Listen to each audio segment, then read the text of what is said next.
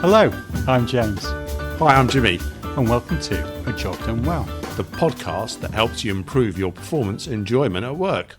So what have you been up to then? What's been you and your week? Well, my week is dominated by both my daughter's birthdays.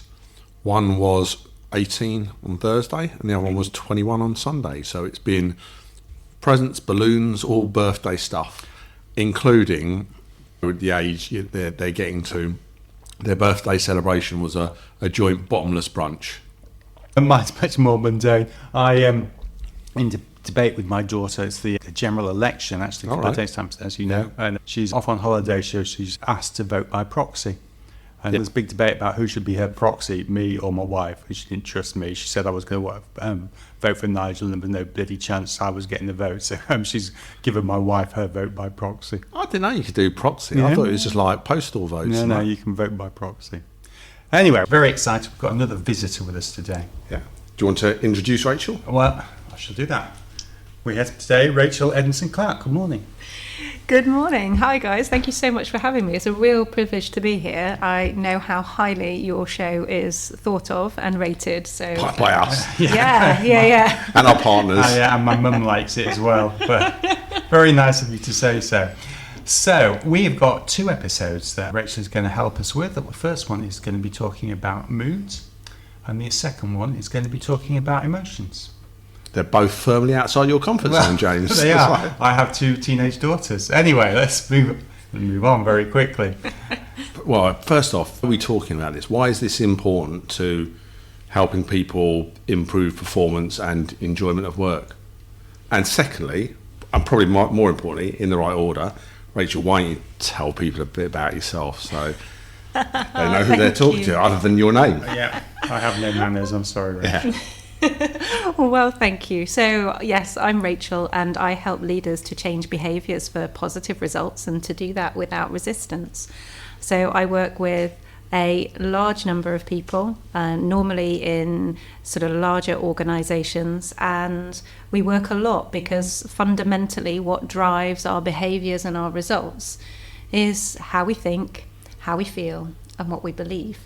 So to answer your question, Jimmy, this is why it's so important. If we want better results, if we want different outcomes, then looking at how we feel is an important part of that process. Not least to say, I think it's how we then experience life, isn't it? Yeah, it's true.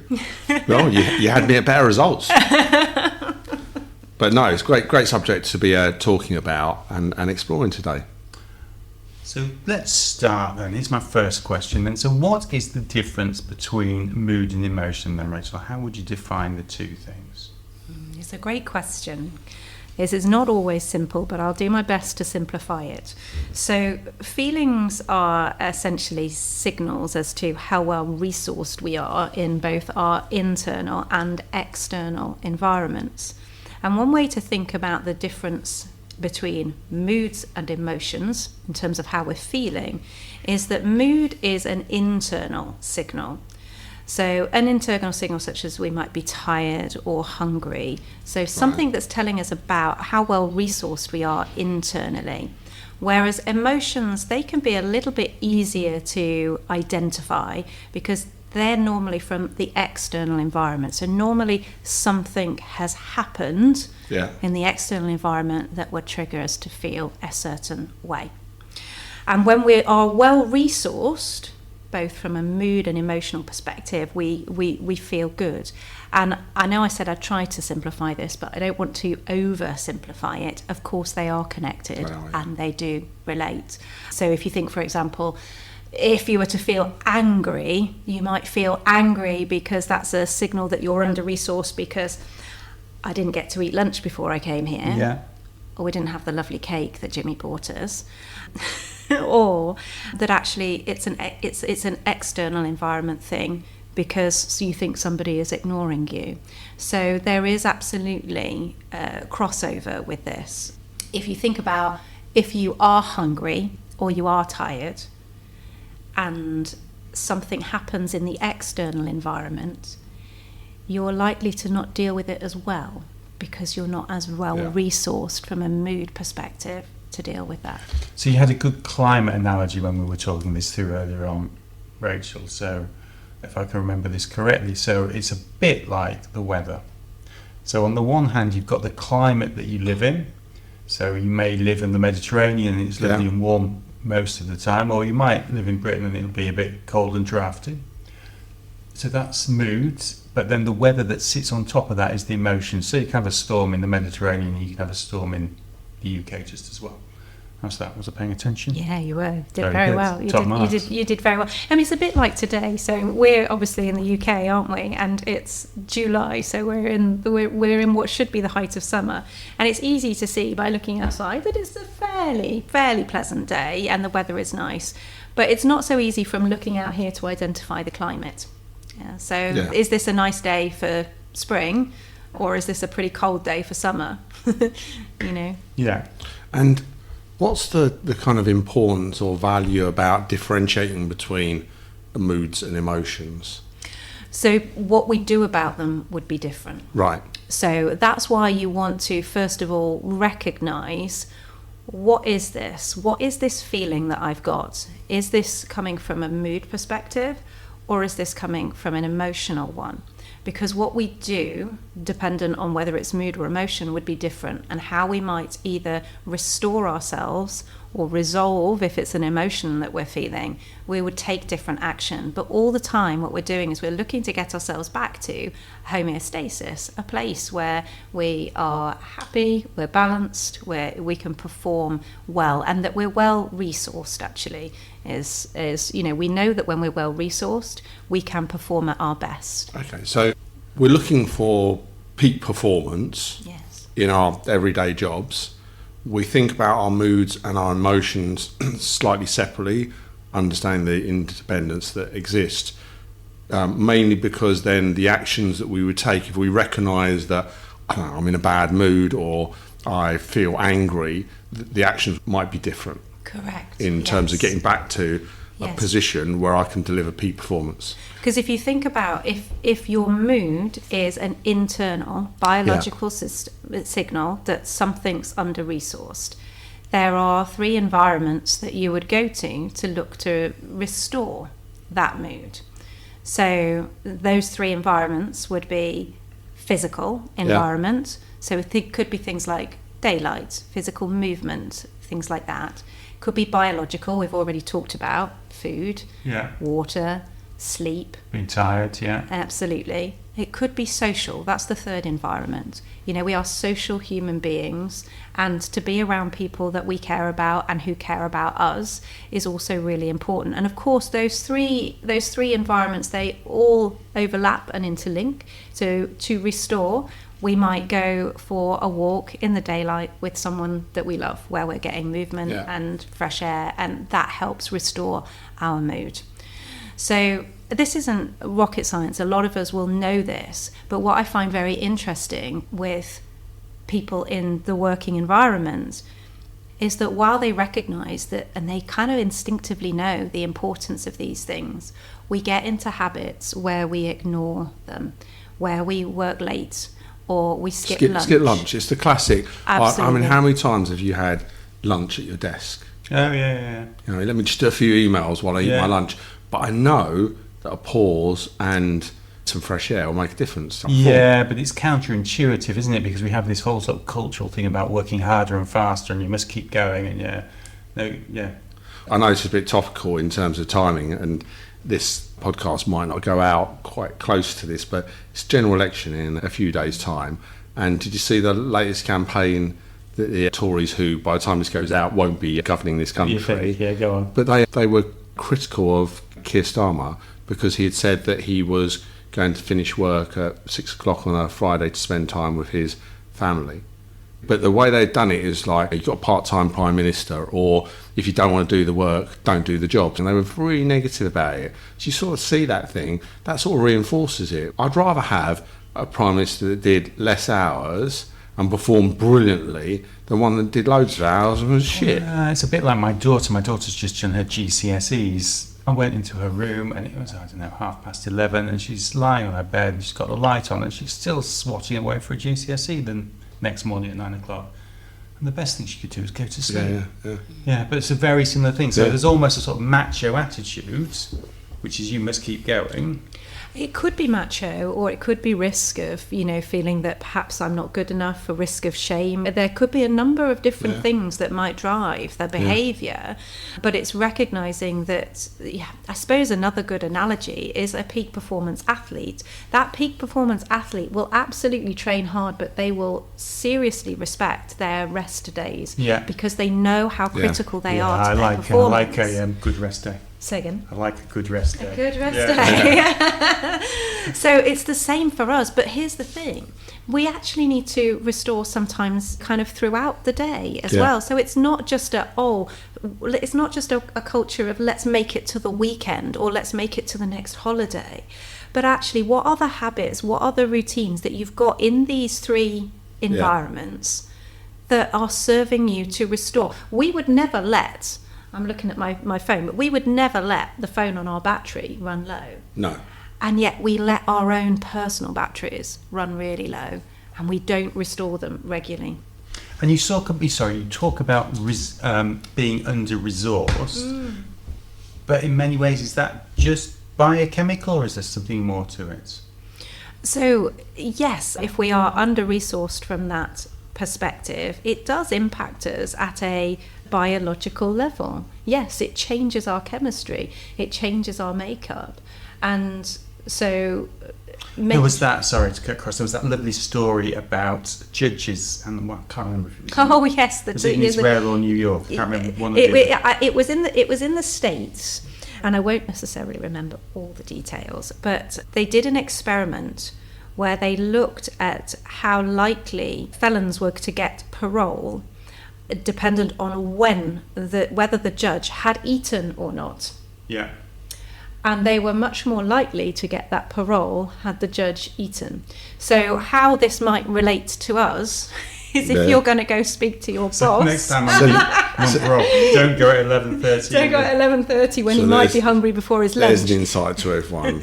Go after lunch, send them a hamper for lunch, then go and ask for the pay rise. Well, no, but it's a very interesting point, isn't it? Yeah. And actually, I remember when I was going out, when you just get to that point when your head's full and you've got another meeting that you have to go to. Actually, and we've got a canal in Nottingham. I used to go out walking alongside the canal with whoever it was I had to talk to.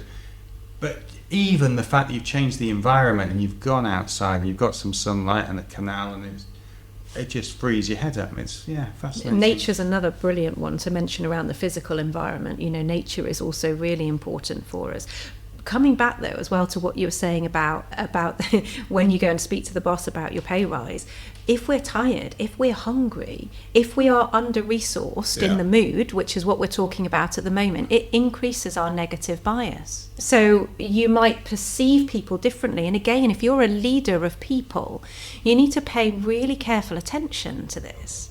Because otherwise, the way that you see somebody's piece of work or their behaviour or what's happening could be biased if you are, and negatively so, if you are under-resourced. So let me just play that back. So if I am under-resourced under something that impacts my mood, and it could be lack of sleep, it could be food, it could be whatever. Too much alcohol. When I'm looking at either my teams or I'm approaching my boss, I could already have a negative view on that interaction, on that piece of work, on that meeting, or whatever. Yes. So, back to the reason for this podcast, helping people improve their performance enjoyment at work. If you're going to do that, you're never going to improve your performance. You're never going to do well, are you? Because you're always going to be slightly in a bad mood, aren't you? You'll be fighting. You'll be fighting really hard. Yeah. And, I can tell you that there's a lot about mindset these days, isn't there? Yeah. And positive thinking, and I was in that place as well. And of course, being the specialist that I am in leadership psychology, I have a massive, massive passion for all of that.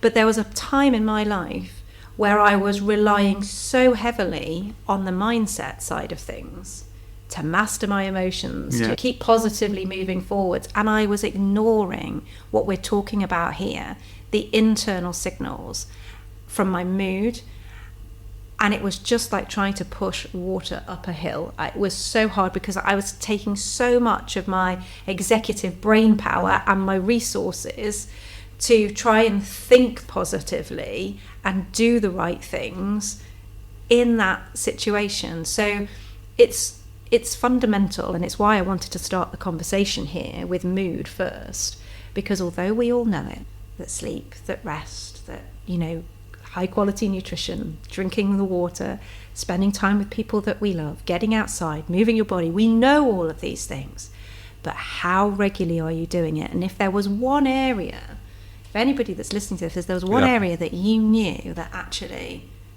if I made a change in this area, it would significantly shift, I think most people intuitively know where they need to make that adjustment. I think that one of the troubles, though, are people are looking for a silver bullet. People will be listening to this and thinking, oh, wow, this is fantastic stuff. I'll do this.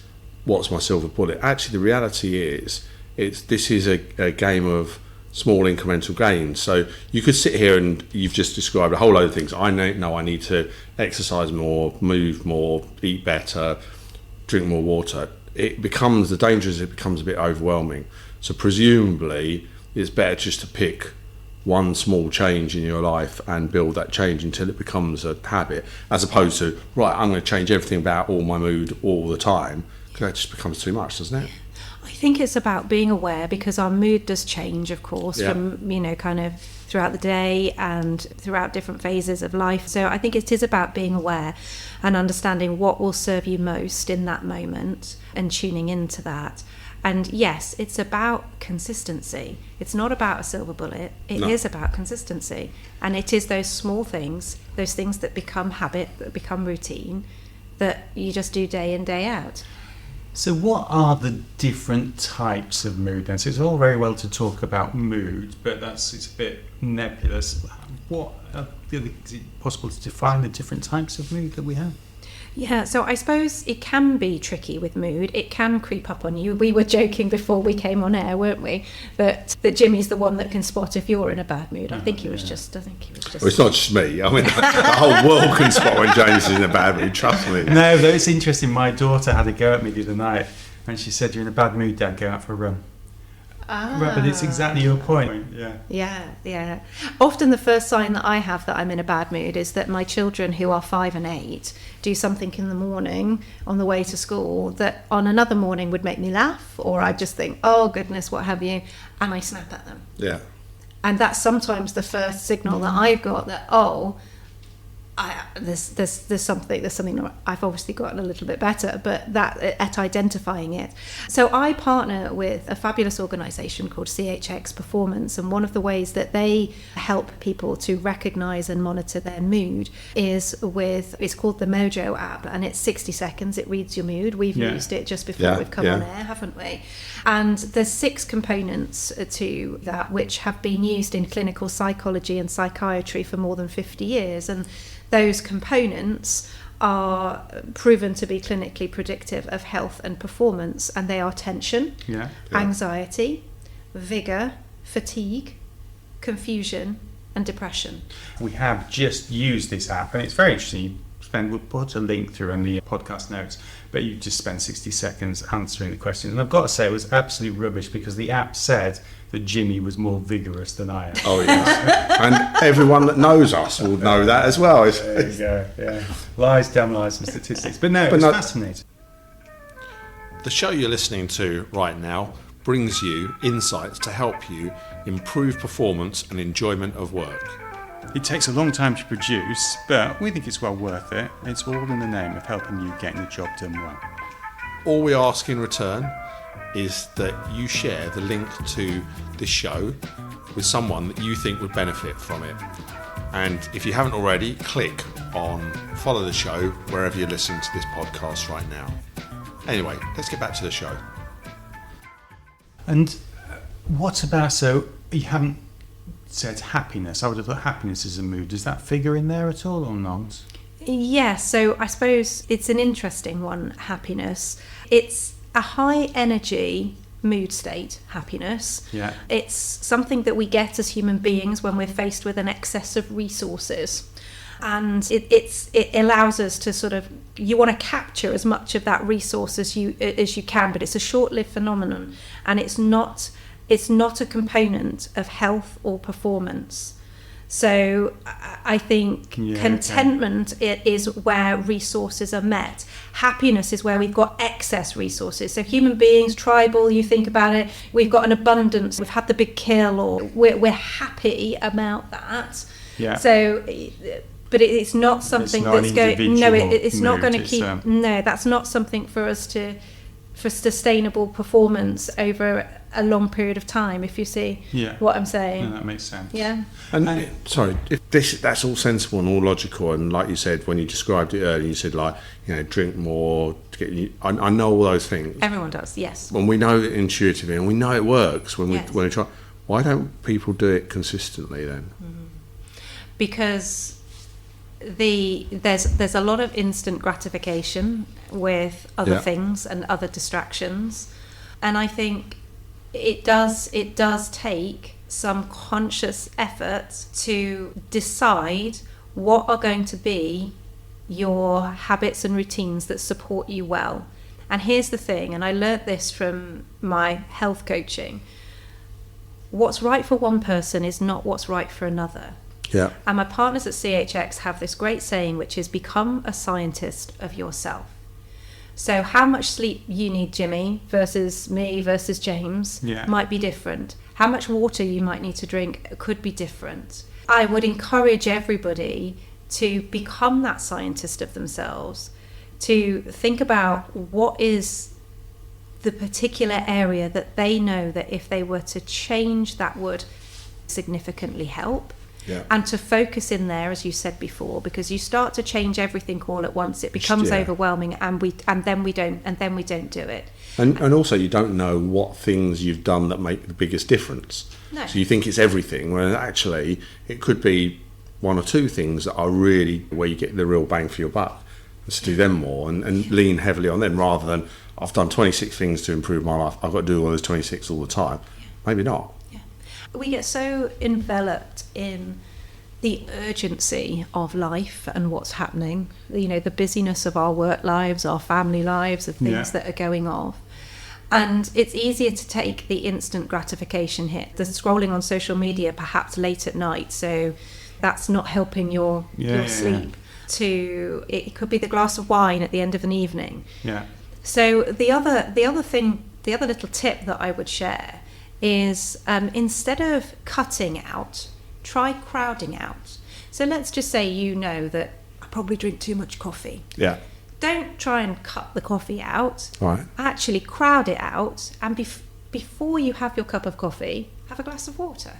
Yeah. And then and then if you still want the cup of coffee once you've had the glass of water, then have the cup of coffee. There's lots of little tricks, and I think, James, you may have said to me you've read this book, and it's a great one, and I would recommend it, called Atomic Habits by James Clear. And he gives some wonderful, very practical strategies that are really helpful to help people build new habits.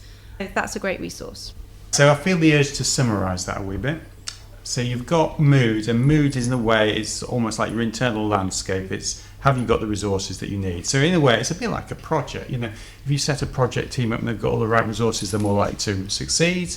So, and another dreadful Americanism, but we talk about setting people up for success, but actually they set themselves up for success internally. So that's what it is. Yeah. I think the next bit then is really, however, to be conscious of it and to know yourself. Yeah.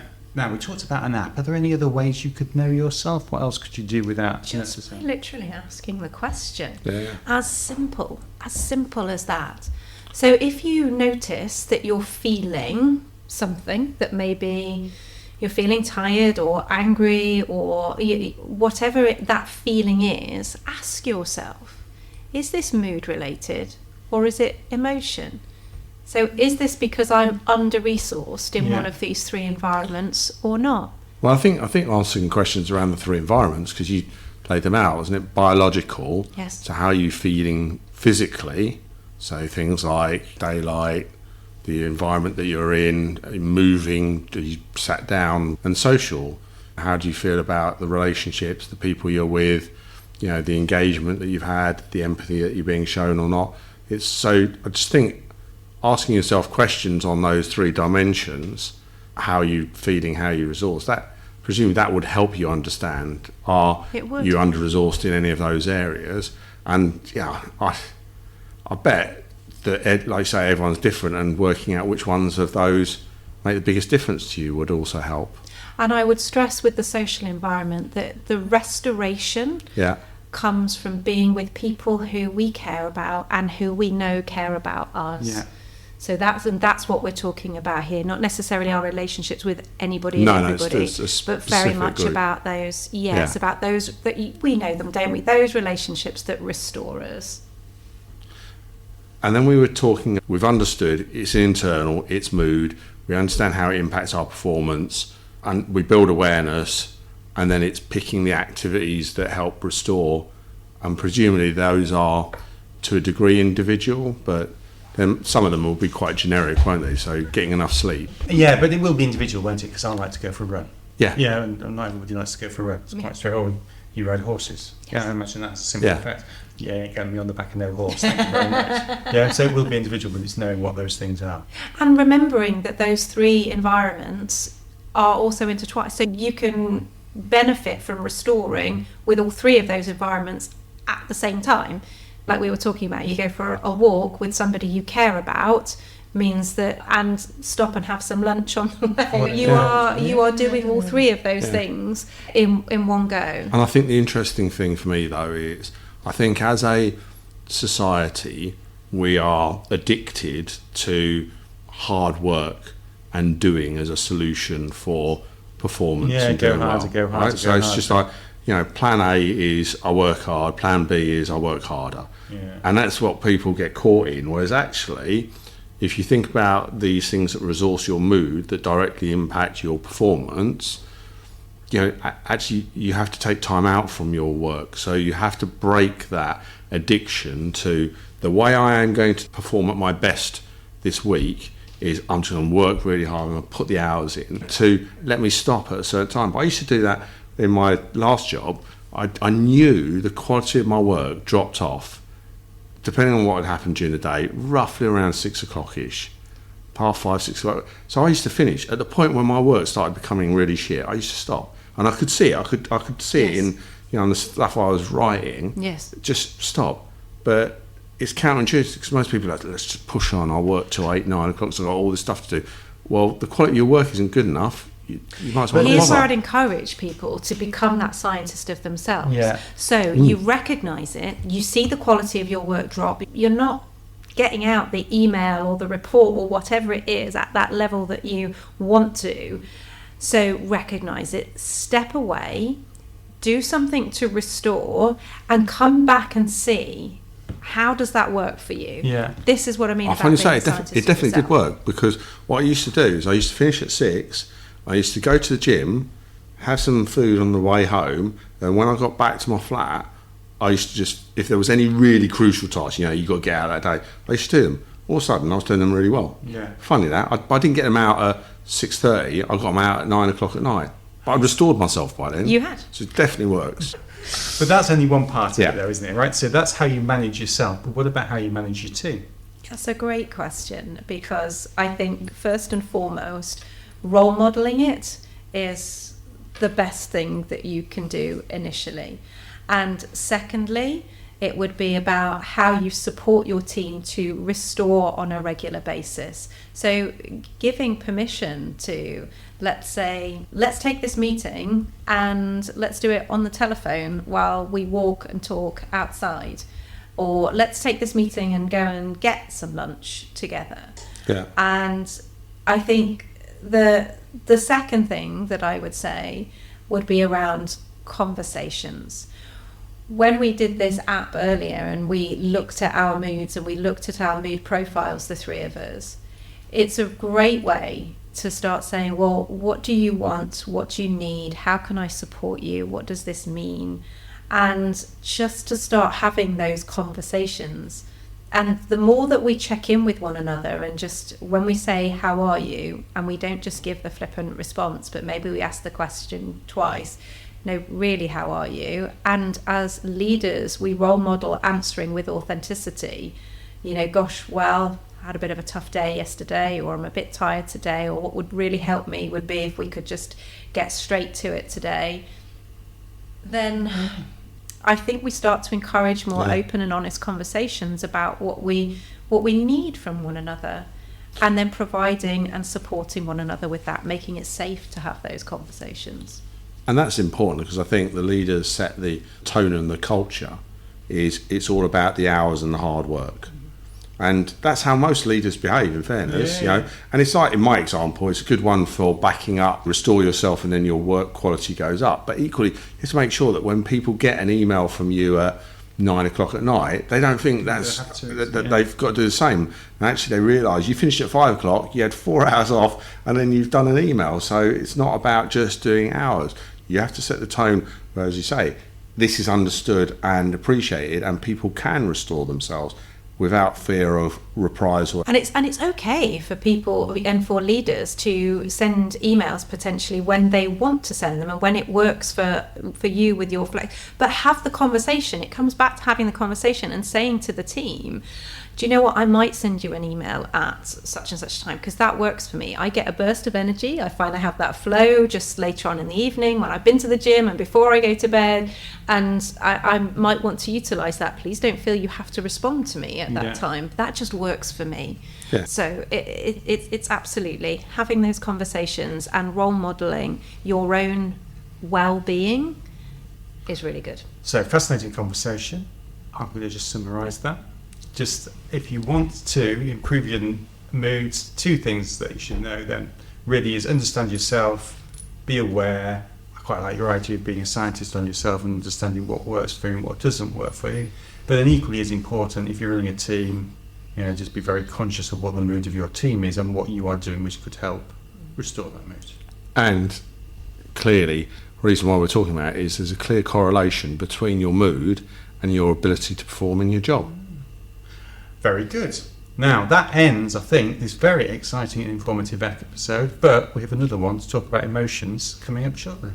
Excellent. Looking forward to that. Thank you very much for coming and talk to us, Rachel. Thank you very much. Thank you, Rachel. We cover a whole host of topics on this podcast, from purpose to corporate jargon, but always focused on one thing: getting the job done well. Easier said than done. So, if you've got unhappy customers or employees, bosses or regulators breathing down your neck, if your backlogs are out of control and your costs are spiralling, and that big IT transformation project that you've been promised just keeps failing to deliver, we can help. If you need to improve your performance, your team's performance, or your organisation's, get in touch at jimmy@ajobdonewell.com or james@ajobdonewell.com.